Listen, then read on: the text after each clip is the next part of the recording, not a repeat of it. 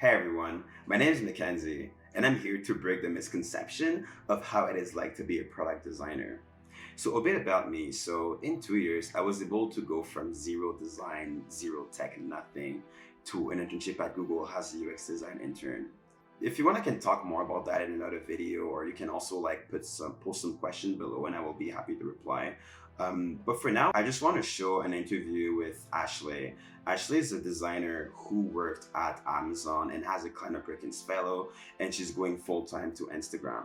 So yeah, have a good interview. Test. Test. Great. That's good? Okay. Hello. Oh, you guys sound great. Yeah. Okay. That's cool. good. Thanks. It's recording? Yeah, you're good. Yeah, sorry. It's like the first time we have like actual like professional equipment. Like shout out to Coffee and Code. Professional, by the way. Okay, fair. But shout out to Coffee and Code for this. Thank you. So Ashley is a fourth-year student in systems design engineering at University of Waterloo. Previously, she interned at Airfare, has a Kleiner Perkins fellow. She also worked at Amazon, Nextdoor, and Instagram as a product design intern. Thank you so much for accepting to do a Q&A with us. And please, everyone, give her like a warm round of applause. Oh. So I guess first question, can you tell us about like what you're up to right now, like what you do? Yeah, sure. Okay, so well, as you guys know, I'm a fourth-year systems design engineering student. So I'm honestly just trying to get through school right now. And right now, half of my time is taken up by my fourth-year design project, and I have two of my team members here. Thank you to them. And on the side, currently I'm not doing much. The only thing I'm doing is I'm helping a KPCB, so Kleiner Perkins, with their application process and just getting new members on board.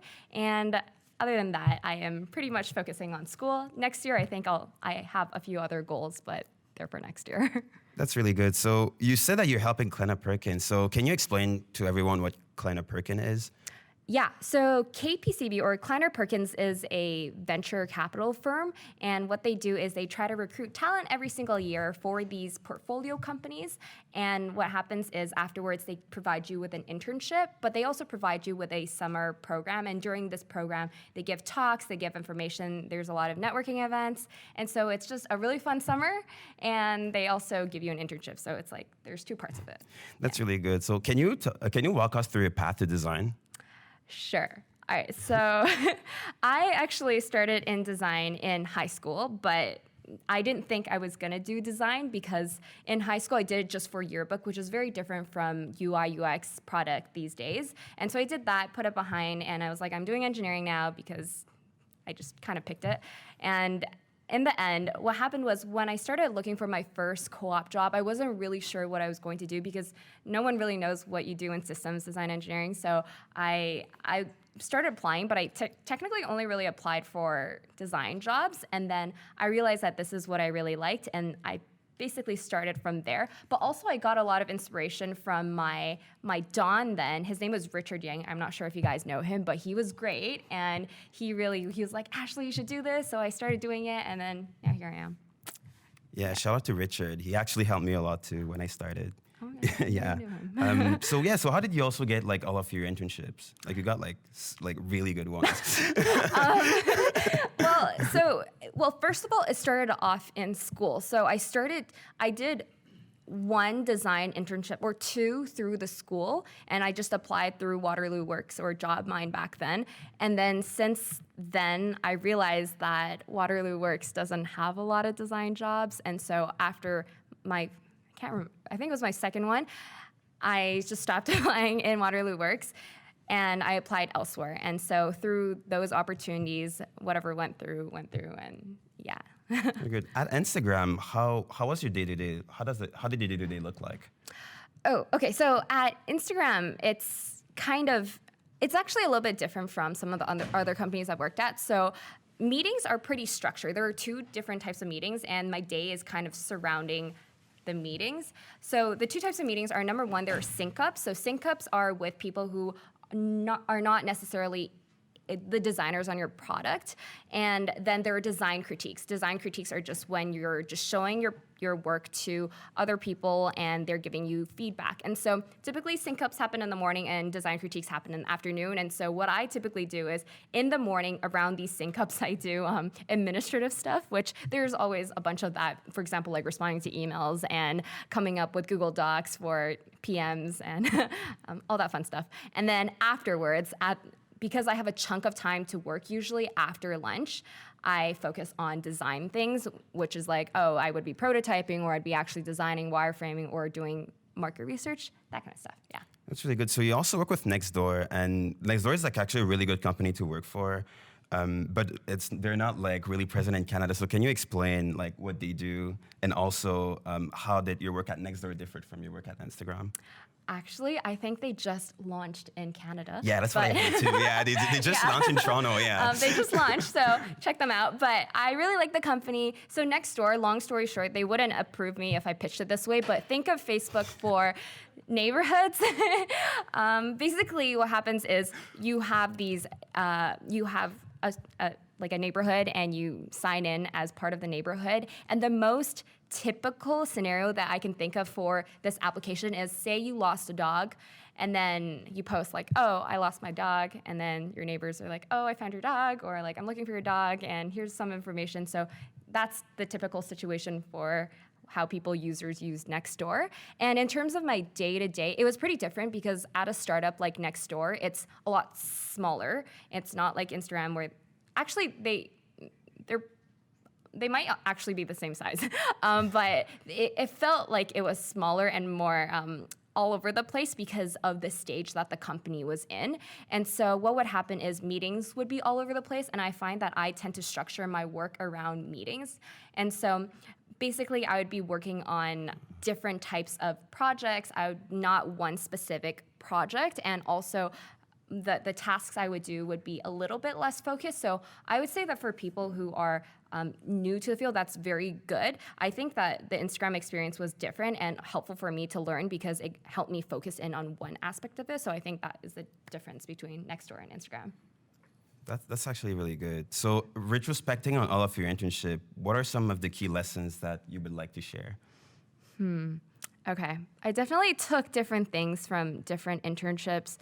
Going 2 internships back, when I was at Amazon, one of the key things that I learned was I have to be able to present my work in a way that's almost like pitching to someone who doesn't know what you're talking about. And so, because a lot of the times it's very hierarchical there, so when I would present work, I realized that I would need to print things on paper because that is how they understand work. And so I print these things on large sheets of paper and I would like post it on the whiteboard, and then people would actually be able to like go up close to it and draw it and see how the storyboard works. So that is something I learned because I noticed at very different companies that people work and prefer to work and understand work in a different way. And so that's something I learned at Amazon. And then at Instagram, I think this is also related to communication, but it's really important to storytell because as much as your work should speak for itself, it doesn't always, and you have to be able to storytell in order to get people on board so that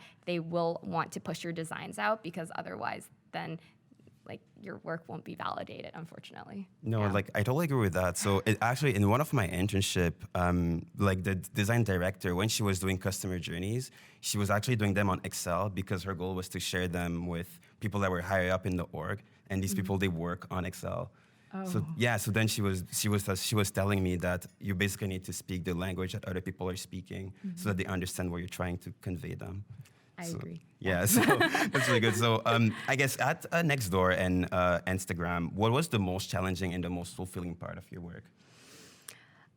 I would say the most challenging and fulfilling part of my work would be when I would not necessarily when I would see the product live. That is very rewarding, but the most challenging part is when you're presenting to the highest level, because at that point in time, it's basically like a validation of all the work that you've done, and people have such a high expectation for what you're supposed to be presenting. And so in that time, I really learned to be able to rationalize every single decision I made, from like all the large decisions to all the tiny decisions as well. And so that is very rewarding when they say, oh, like, let's ship this with like a few changes, because the worst thing that could happen is like, they're like, oh, this idea sucks. And it's like, we've been talking for a while, so why? And so, yeah. That's good. So now let's talk more about Kleiner Perkins. So what would you say it's like the perks of being a fellow? Like, why should someone be a KP fellow? Okay, so I speak highly. Actually, you know what? Okay, let's actually iterate my question. If I get an offer at Google, an offer at Facebook, an offer at Google, an offer at Kleiner Perkins, like, why should I get Kleiner Perkins over Google? Okay, so I speak very highly of Kleiner Perkins because it's not just about the internship. The internship part is great as well, and also they have some pretty cool companies as well, I would say. But the best part of it is that they organize the summer so that you have these events. And these events aren't just like for fun. I mean, you get free food and you get free stuff, but that's not the best part. The best part is you get to meet really cool people. And so I want to say that all my internships after Nextdoor, Amazon, and Instagram, I met someone from that experience that led me to that internship. So number one, it's networking. It's a big networking thing. And number two, it's just a lot of learning, because they bring in speakers that are very, very like renowned, and you learn a lot from it. And they wouldn't normally speak at another event, but because they have connections with Kleiner Perkins, they're able to do that. So I would have recommended it over Google, but that's your call. That's good. So for people interested in Kleiner Perkins, they actually closed the application. Mm-hmm. It's going to be open, I think, in October next year. I think. I don't know. I actually don't know. Yes. I'm just yes. making it's going to be assumptions. open in October next year. Maybe. Yeah. So apply.